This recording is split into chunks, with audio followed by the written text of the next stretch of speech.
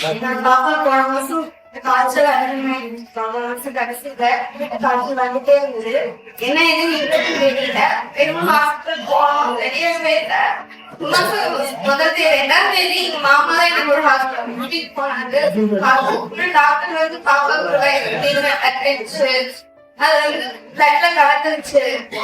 ஒரு ஊசி 60,000 ரூபாய் போடணும், 3 ஊசி போடணும் அப்படின்னு சொல்லிட்டாங்க.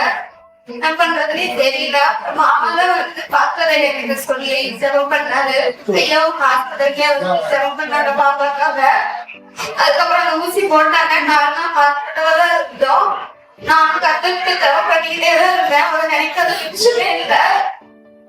4 நாள் கழிச்சு இப்ப ஹார்ட்ல ஸ்கேன் பண்ணணும்னு சொன்னாங்க. ஹார்ட் அட்டாக் வந்து கூட அந்த கண்ட்ரோலா வாய்ப்பு சொல்லியிருந்தாங்க.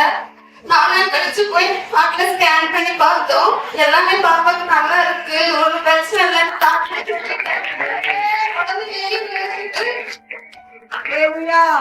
ரொம்ப கஷ்டப்பட்டு ஒரு மாசமாவே ரொம்ப கஷ்டப்பட்டு பாப்பா.